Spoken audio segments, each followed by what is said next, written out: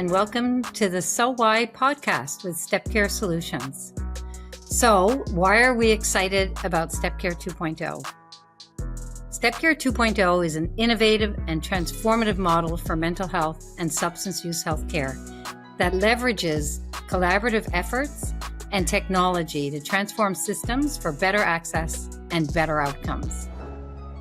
And Step Care Solutions exists to help organizations and communities reframe, rethink, and redesign the delivery of mental health services through flexible, open access, recovery-focused approaches. On this podcast, we explore issues and challenges, as well as ideas and solutions around how to create person-centric systems that are holistic, accommodating, and thoughtful. My name is AnnMarie Churchill. I'm the President and Lead Executive Officer at Step Care Solutions, and I will be your host for this episode. My guest is Meaghon Reid, Executive Director of Converge Mental Health Coalition. I'm so excited to have Meaghon here. For more than 20 years, she has worked at the intersection of mental health, public policy, and organizational leadership, bringing together governments, researchers, community organizations, philanthropy, and people with lived experience to tackle complex social challenges. Prior to joining Converge, Meaghon served as Executive Director of Vibrant Communities Calgary, and previously held senior leadership roles with the Mental Health Commission of Canada in Ottawa and the National Council for Mental Wellbeing in Washington, D.C. Converge Mental Health Coalition was established in 2022 to respond to the urgent need for systemic change in how mental health services are accessed, delivered, and integrated. With over 90 organizations and individuals representing a diverse array of sectors and industries across Canada, Converge acts as an intermediary supporting mental health providers, agencies, and stakeholders to identify gaps and collaborate on solutions, driving policy and technological advancements to support changes to the mental health care system. I am really excited to share my discussion with Meaghon about how the biggest mental health challenges will not be solved by any one organization, sector, or government. They will be solved by creating the conditions for collective action, where diverse partners come together around a shared purpose to build a stronger, more connected mental health system. Hi, Meaghon. Welcome. Hi, AnnMarie. Thank you. So great to be here. Yeah, and it's great to have you here to dive into this conversation with me. So thanks Really for looking joining. forward to it. Thank you. It's great. So one of the reasons I'm really excited about this conversation is both of us for some time now have been deeply embedded in the design aspects of mental health systems. And we're asking questions like, how do we intentionally design systems that help people get the right support at the right time in the right way? And I guess one of the questions we've been asking a lot is, and I really like this idea, is how do we design caring and also efficient and effective systems? And how do we do that intentionally? So I thought maybe we could start there and have you tell us a little bit about Converge and the role it plays in this connector for designing mental health systems. So maybe we can start there. Absolutely, yeah. I'll first start by saying, I'm such a fan of the systems work that Step Care Solutions does and that you do, AnnMarie. Like I just think what we do is really meant to complement that work. And I think to talk about the work of Converge, we almost need to start with a bit of a exploration of the challenge, right?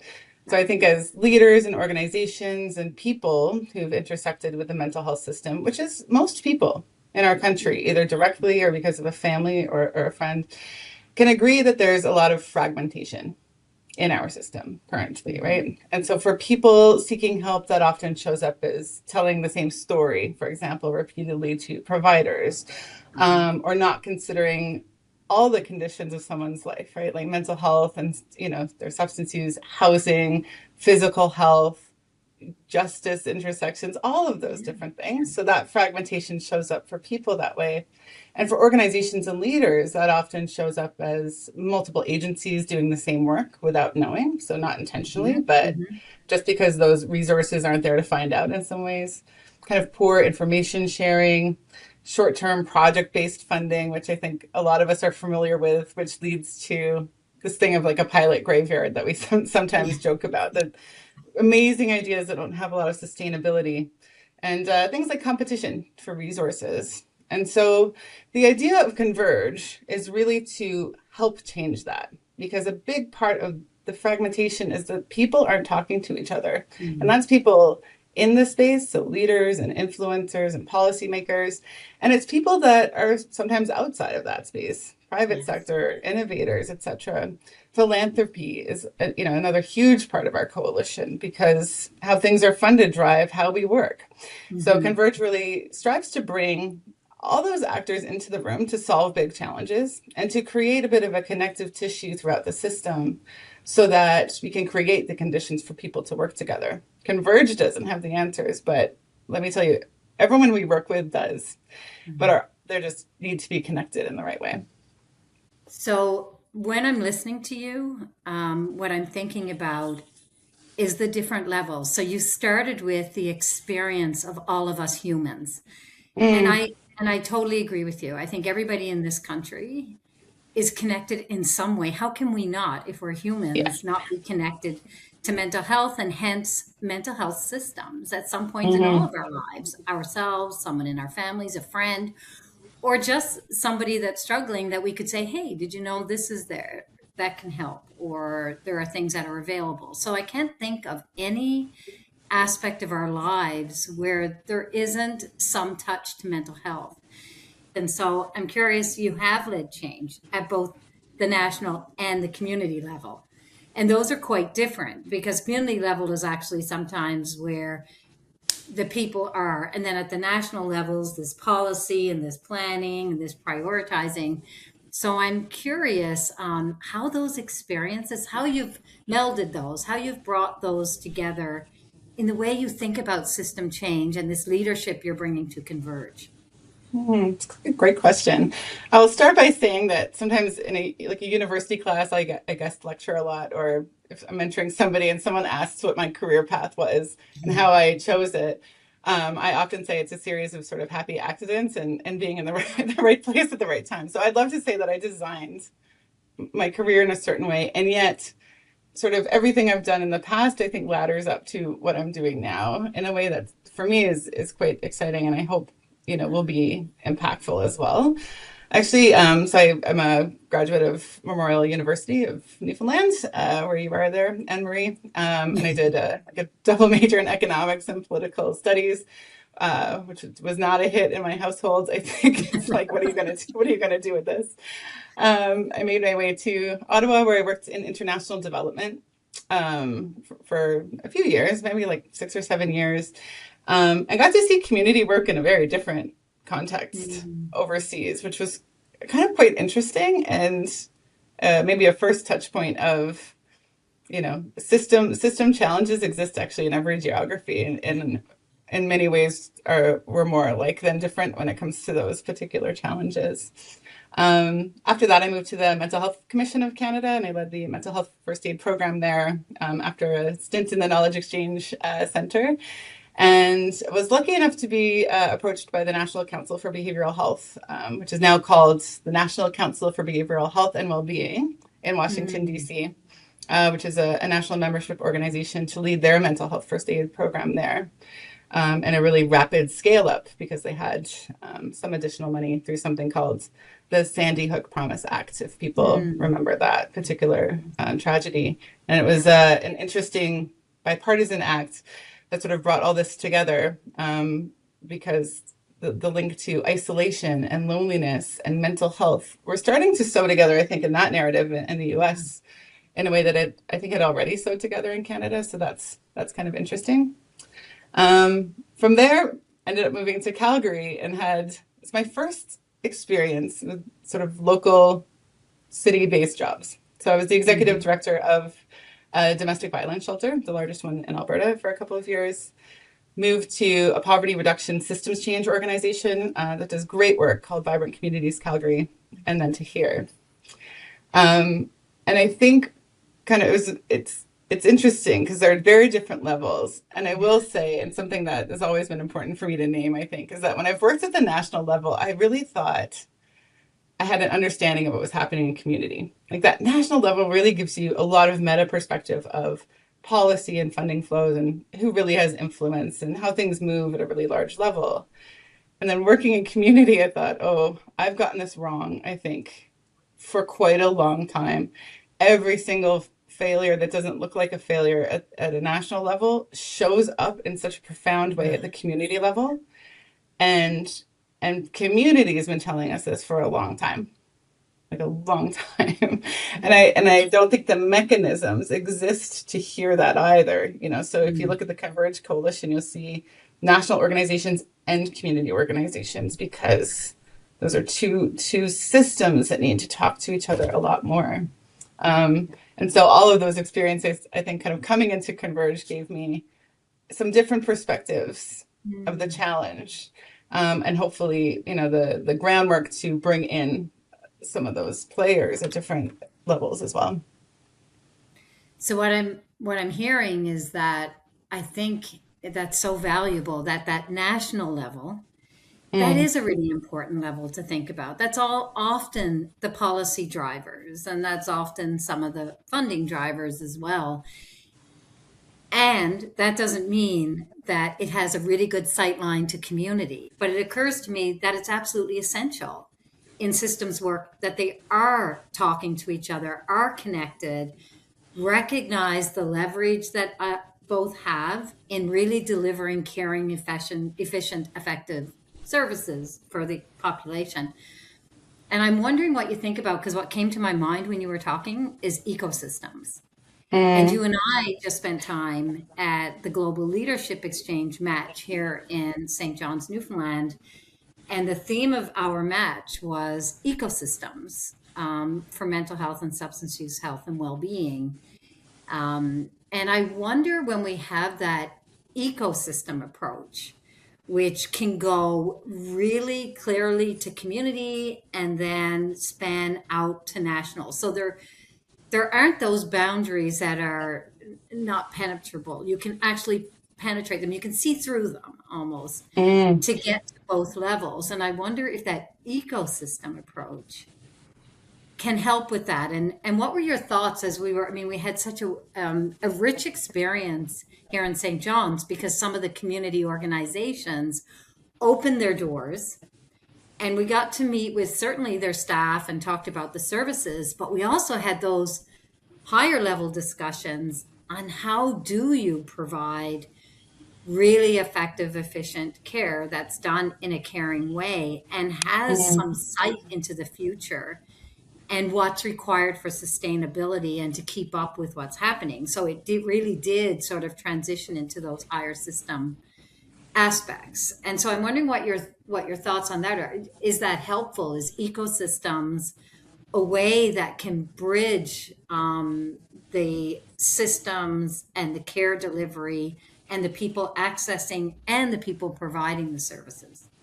Yeah, I think it's such a great question. And I've thought so much about the match that you hosted since leaving the match that you hosted. I thought it was incredible. And being from Newfoundland, I kind of thought I knew what to expect. And in many ways I did. And in many ways I didn't, because I wasn't seeing that system previously through an ecosystem lens or a design lens. And so absolutely, I think the sort of ecosystem approach allows us to do a couple of things, to bridge a lot of levels in a way that makes sense.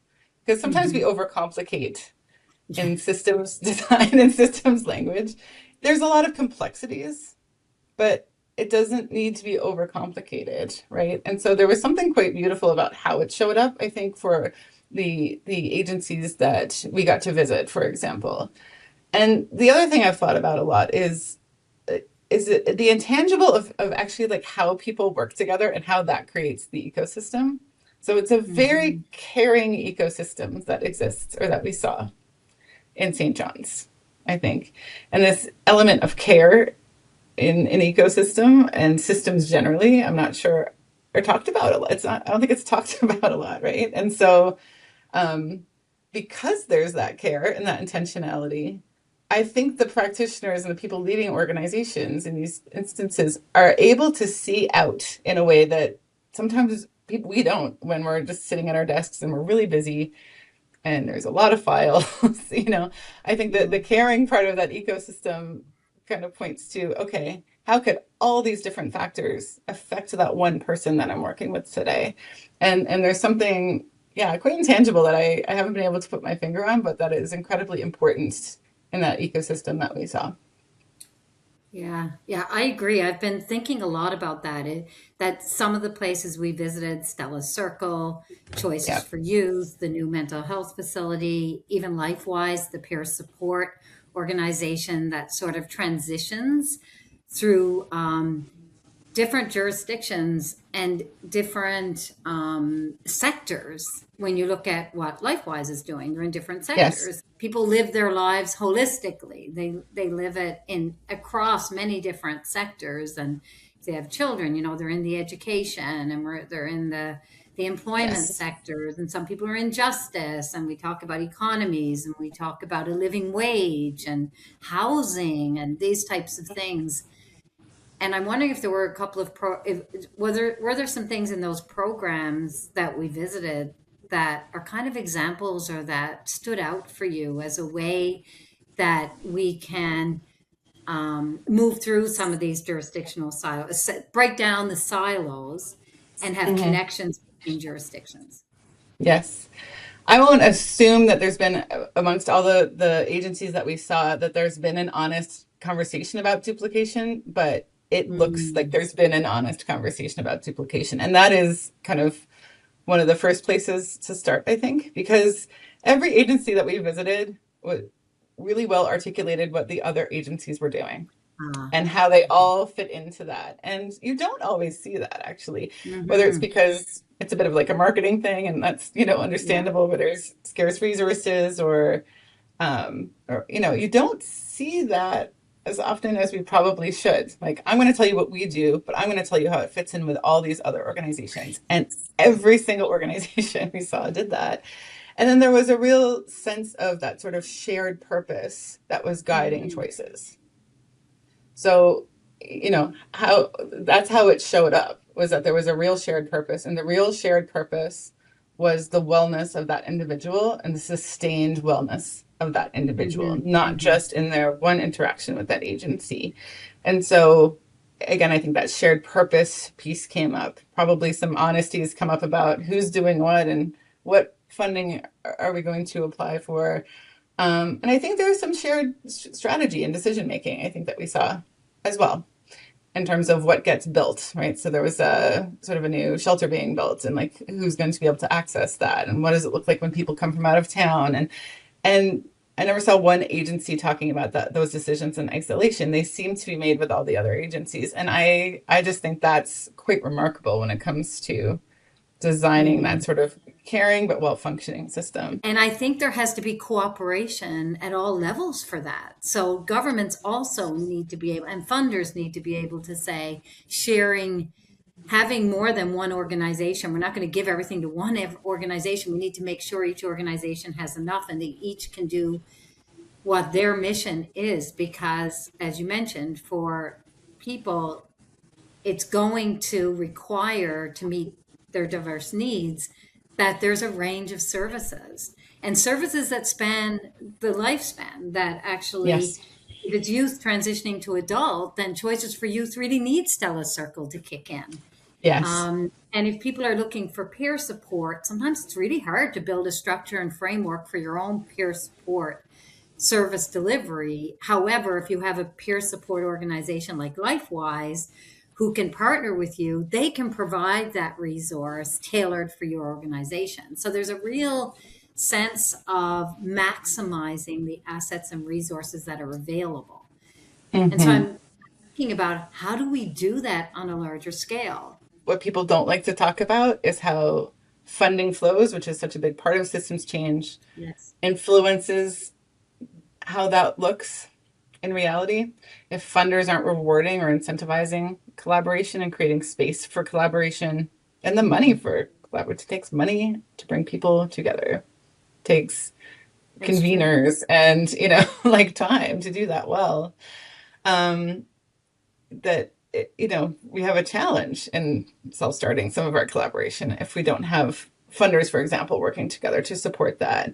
If our projects don't recognize that there is a system level at play at all times. And I often like to say, like, there's no bad people, there are bad systems. But I Yeah. think the system that we're working in can create these silos for people where it's like competitive, non-collaborative, and they don't have time. Um, and I think, to your point, some of that is artificial or it's constructed. But I also think that in many places that we've been recently, Mm. collaboration and relationship building keeps coming up as a big system design feature. Yes. Collaboration and communication, relationship building. And many of the projects we're working on, we're not doing the system change work, we're supporting it. Yeah. Therefore, first of all, we have to collaborate because it's not necessarily our system. We've been brought in to say, what are the best practices for system transformation and sustainability and continuous quality improvements, and what's missing from, and in particular, our role as mental health systems. That's where mental health and substance use health systems is where we began, is what we were really trying to address. And so, really trying to stay in that lane, but being able to do the larger work and will be way beyond us. We have Mm. expertise in mental health, we have expertise in system design and sustainability and implementation standards and those types of things. We have a model that works for that and principles. And without partners to deliver on that, the system change will not reach the ground level. So I see it as this synergy where the whole is greater than the sum of the parts. If we can all come together in that way, we can really create meaningful change that's data informed, community based, culturally responsive, because all those Yes. players are there in a way that's manageable. Because I think most people would hear us talk and go, that's like so unmanageable. However, Yes. we don't fund that traditionally. We fund the service, delivering the Yeah. service. So I'm a clinician, if I'm with an organization, or even if I'm a private provider, there's funding, and it's like, how many people do you see? And this is the sort of approach we've taken, is we fund services, but we don't Yes. fund the how you get to services. We don't fund the collaboration to ensure that gaps are filled. One Yeah. of the biggest issues we hear from people is, and I've started to say this, we don't have a shortage of services. It's just people can't get Not to at them. They all. don't know how to get. There's duplication. They look at it and they just go, at a period of time when I'm full of anxiety or my family is suffering, I am not going to wade through this list. How do I get what I need? And so that's what I started out with. How do we get the right care at the right time in the right way? And we haven't really found a way to leverage that, support that, fund that, create policy around that. So I'm not sure what you're thinking about that piece, that there isn't funding for that, those collaboration efforts and those pathway creation development. We don't really have funding for that. Yeah. A big part of some of Converge's work is to have philanthropists and funders in the coalition, which we do. And I think a Mm. large part of this is around there's funder education. If funders want to fund things that are creating a lasting change. And how do we sort of explain that in a way that makes a lot of sense, and that explains the work of bringing people together. It's not easy. It's not because anyone's making it difficult. It just takes time. And if you're talking about 1,500 resources, like, that's a lot to create that pathway. But Yeah. that initial investment in looking at things that way pays off, you know, infinitely. I mean, it really Yeah. does, right? And the Mm-hmm. outcomes are there; they are measured, and I think that is something that we need to sort of socialize, and we have to measure what matters, and we have to incentivize sort of new ways of working. that get beyond number of people served, and which are important, of course, right? But that gets beyond some of those numbers without the impact, right? And where we're seeing real impact happen is Right. in those collaborative structures. And one of the things I'm thinking a lot about is we can really develop those systems. And you often hear of efficiency measures and effectiveness measures. But one of the things that's really interesting is how you create a caring system. Mm, And so for yeah. some people, efficiencies and effectiveness and what we're measuring is one thing, but a caring system is another aspect, I think, that hasn't been thought about a lot. So when you hear about designing caring systems, what does it mean to you? I'm curious because I'm hearing that more Mm. and more. I think it centralizes around a design question, right? It's like one design question, which is that if we assume fundamentally that every person matters, like every person matters, that their Mhm. experience makes sense to them, right? And that it's our collective responsibility not to lose them in that system. How would we build that system differently? And if we start with that one design question, I think it it reframes a lot. It's not popular to start with like the case of one person, right? But you can do that at a Mhm. system level. So in mental health, that means things like people don't have to prove that they're sick enough or deserving enough to access help. It means that the system takes responsibility for those transitions between, you know, like a mental health and addictions center to affordable or deeply affordable housing. It means that people's experiences are being treated as the whole, that families and caregivers are given the support that they need, that workers in that system have the time and the resources to be able to work with a person in that way, and that policies and funding at that higher system level support that approach. And that is 100% possible. It's possible. It's Mhm. happening in pockets, right? It's a solvable problem, as we would say at Converge. It doesn't make it easy, but it is possible to design that caring system.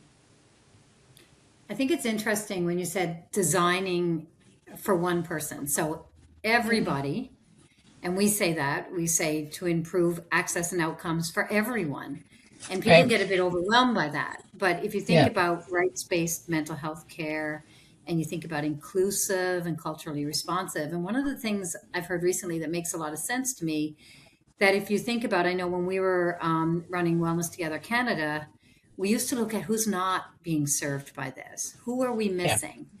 And if we start to design for people who have historically not been, their needs have not been met by the system, that by designing for that person, you're probably encapsulating most people, because what you're doing is you're designing at a point of being responsive to people and to a person's needs. And therefore, you're probably, from a design feature, considering those pieces that have been missed, that have traditionally been a problem for our system. And so it challenges us to be more open, more flexible, more inclusive. So we talk a lot about open, flexible systems, Yeah. and making sure that it's open, that when someone shows up, they get something that's helpful for them at that time, that it's not, we'll call you back in a month. Or so if we make sure that's a principle, then it probably is a caring system. So I think it's really being more creative. And I think one thing that you said earlier was really important, that it's not necessarily about more and more and more. It's Oh, rethinking and redesigning. That's probably, I don't know what you think about that. That seems to be what's really important. it's about less. I think one thing I feel like a conversation I have at least daily is we do not need to add to the system. If we took 10 years and subtracted what doesn't work, what's noisy, what's duplicative, what's unhelpful, what used to work but doesn't work anymore, if we took time to do that, the system in and of itself would improve exponentially.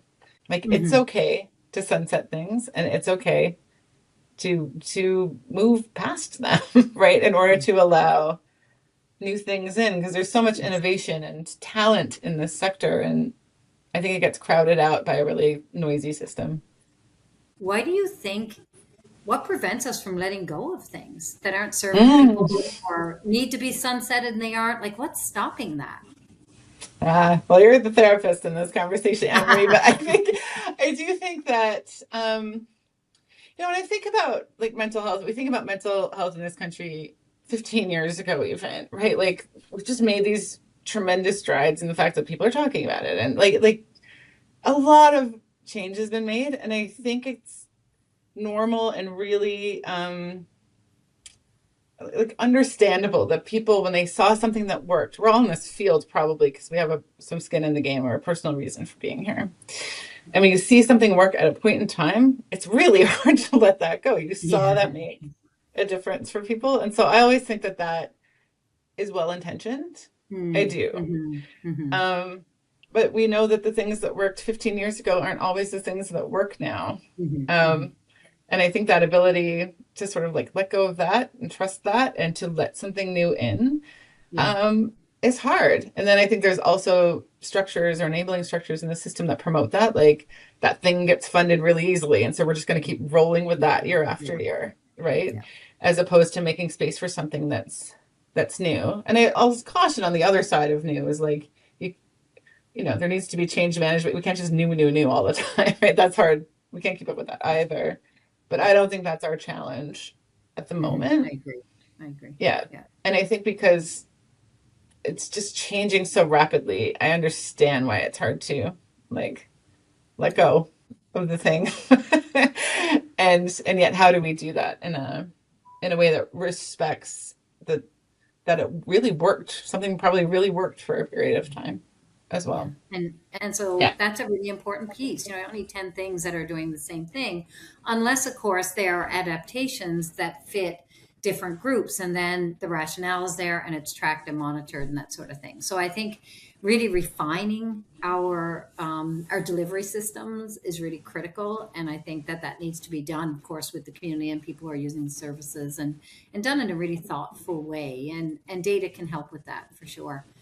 We've talked Yes. about Yeah. lots of things. We've talked about a lot of things. So, so I'm curious, what's giving you hope right now? I mean, there's so much and there's lots of talk Mm, but I'm wondering, yeah, what gives you hope right now? mm.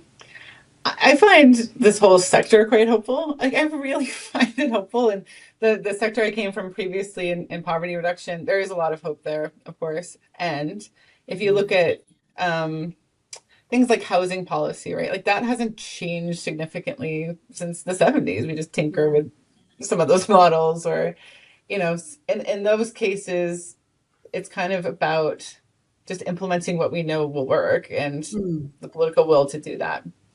In mental health, I just have been quite thrilled at just the level of hope. Like, what gives me hope is the hope that other people have. Right? We mm, asked this question at our Converge summit. Every speaker had to provide us with a quote of what they were hopeful about, and it was interesting. I would say if you were to like look at all the quotes that people give, um, everybody else's hope is giving people hope. Like it's this ecosystem that's feeding on itself in a really positive way of we believe that we have solvable problems. We, you know, have the right type of urgency to keep tackling them. Um, and there's a tenacity, I think, in the sector that I just really enjoy. So, like the people part of this system give me a lot of mm. hope. Um, and it is like more relentless, I think, than other systems I've seen. There's something about it that just, you step into work in the day and you go, okay, okay. Like if everybody is working kind of like this hard and with this much conviction for what we're trying to do, then reassembling all those people in a way that moves towards some change it should be, I think, pretty straightforward in some ways. It's probably oversimplifying it, but yeah, the people right now give me a lot of hope for sure. Nicely said. So you're Yeah. giving me hope. What you just You said give me hope all the time, gives Emery. me hope.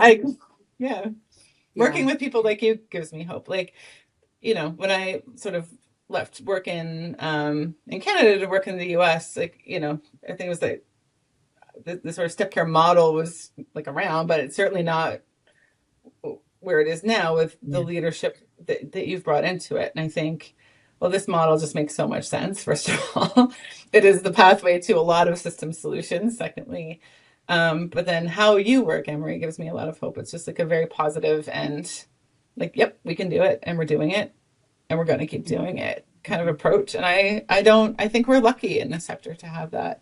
I really do. Yeah, we have a lot of people, I think, that are really committed, but open to collaboration and Yeah. innovation. And I think that's moving things forward.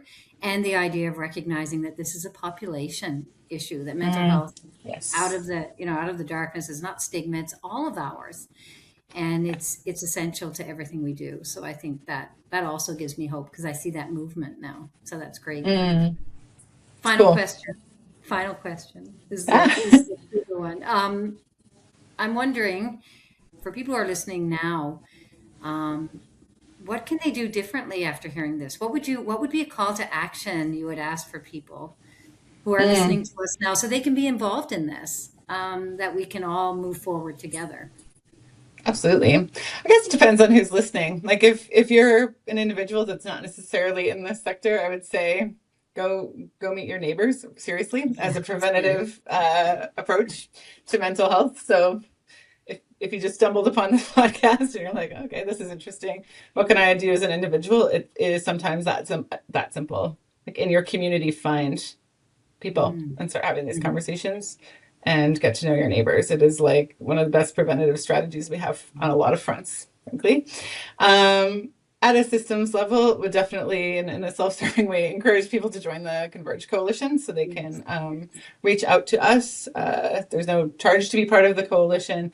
It really is about joining a bit of a movement in terms of bringing people together. So I highly encourage that. And I think if we're to get kind of technical about the people in this work every day, and a call to action is to take half an hour a day, or maybe a couple of hours a week, to look up. Like look up from the immediate, because it's connected. Looking up and seeing the system you're in is part of the work. It is an essential part of the work.